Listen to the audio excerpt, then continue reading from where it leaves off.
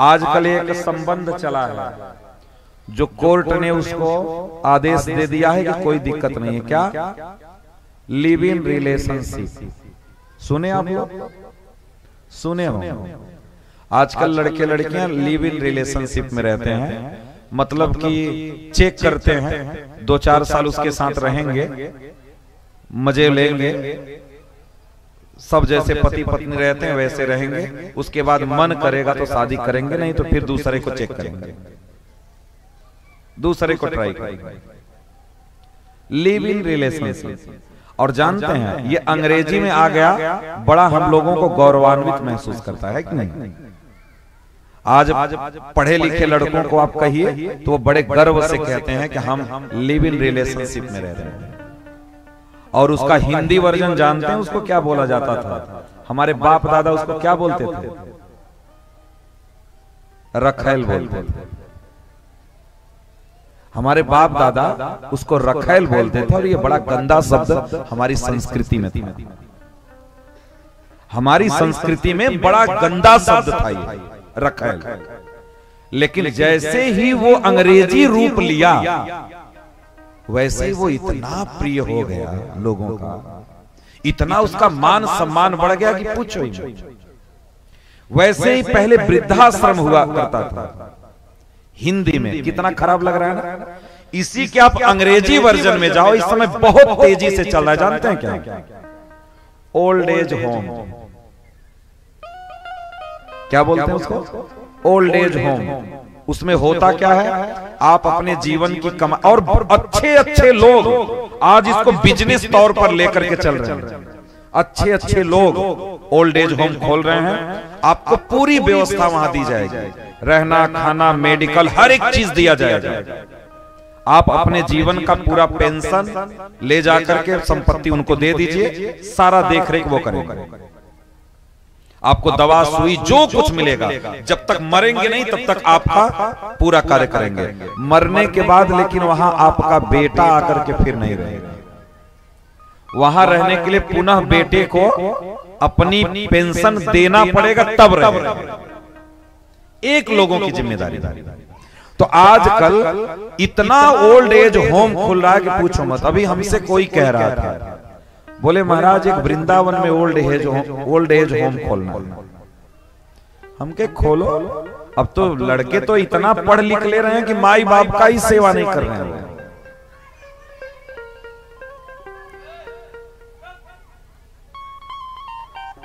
वो माँ बाप की सेवा नहीं कर रहे हैं। ओल्ड एज होम के शिकार जहां साक्षरता ज्यादा है, सबसे ज्यादा वहीं पे है। अब सोच लीजिए वो गधा कहाँ पढ़ाई किया हो, क्या बोला जाए उसको? वो क्या पढ़ाई किया कि उसका पहला उद्देश्य था माता पिता को घर से हटाना। उस लड़की का क्या उद्देश्य था जो विवाह करके आई और माता पिता को एडजस्ट करके नहीं पाई? आज वृंदावन में भी आप लोग देखे होंगे बहुत सारे वृद्धाश्रम चल रहे हैं, लड़के ला करके। आप लोग तो लाइव देखते होंगे, उसमें मोबाइल में चलता रहता है। बेटा ला करके अपने माँ को छोड़ने के लिए आता है और कहता क्या है? महाराज जी मेरी माँ को रख लीजिए। क्यों भाई? हमारी पत्नी के साथ माँ का नहीं बैठ रहा है, इसलिए माँ को हम सोचे अगर इधर कर देंगे तो घर में सुख आ जाएगा। क्या मिला जीवन में? चोरी चमारी की, पढ़ाई लिखाई की, और तुमको उठा करके वृद्धाश्रम में डाल दिया।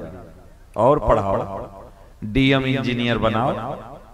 तुमको तो अभिमान लगा है। एक बुढ़िया माँ थी, बोले हमारा एक बेटा ऑस्ट्रेलिया में रहता है, एक इंग्लैंड में रहता है, एक अफ्रीका में रहता है। सामने वाला बड़ा चतुर था, बोला अम्मा तुम कहाँ रहती हो? बोले हम तो वृद्धाश्रम में रहते हैं,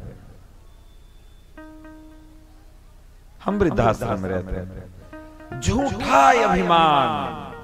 इसीलिए एक झूठे अभिमान के लिए हमने अपना पूरा जीवन दांव पे लगा दिया। मिला क्या? वृद्धाश्रम।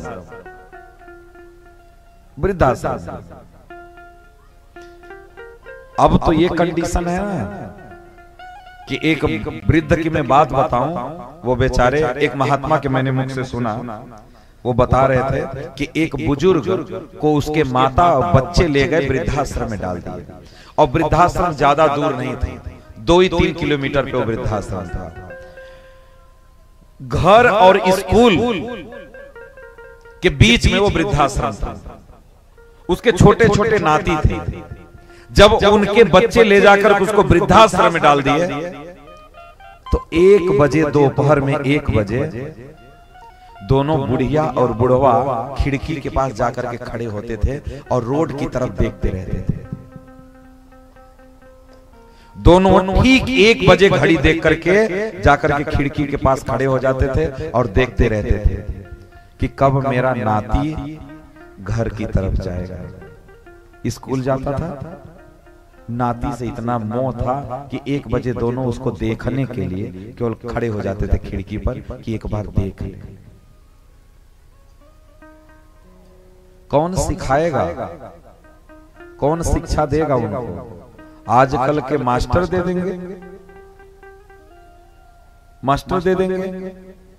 अभी ये अनुज है ना, उनका विकास जी का भाई, वो सवेरे गया था, बोला गुरुजी हमारे के यहाँ एक मास्टर है, बड़ा दुष्ट है। वो बैठ कर मोबाइल देखता रहेगा और बच्चे जब हल्ला करने लगेंगे तो बेतुका मार देता है। तो ये आपके बेटे को शिक्षा देंगे, ये आपके बेटे को संस्कार देंगे? आपको क्या लगेगा? इनके हवाले कर देंगे तो उनका जीवन बन जाएगा।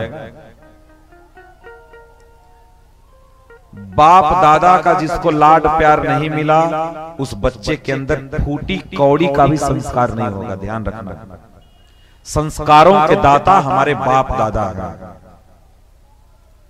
संस्कारों के दाता, माता पिता से भी संस्कार बच्चे को नहीं मिलता, बच्चे को संस्कार बाप दादा से मिलता है।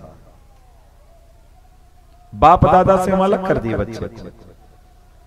और एक बात और बताएं, विदेश में अब हज सिस्टम हो गया है। हज जानते हैं क्या होता है? नहीं जानते। वह जानते,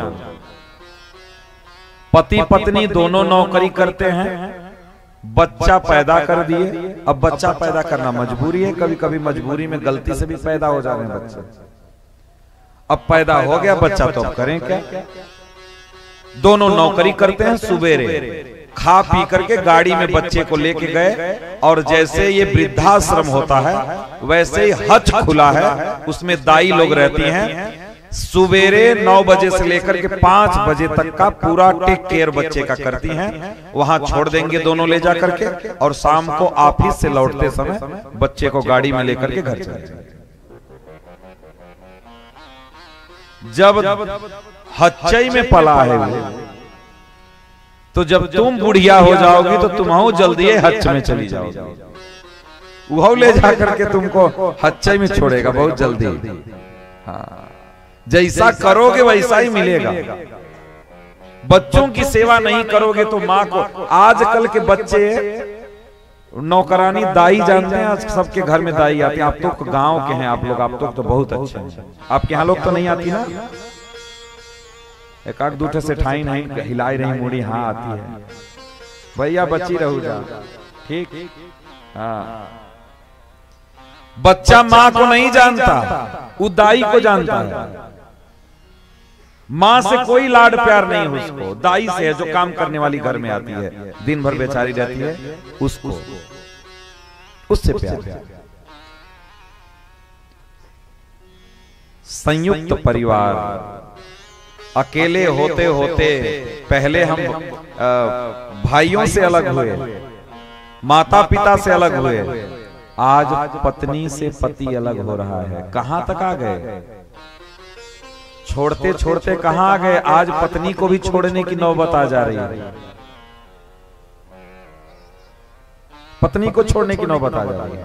पहले केवल लोग भाइयों को छोड़ते थे, माता पिता को छोड़ते थे, धीरे धीरे करके कम करते करते, पहले हम 2 हमारे 10,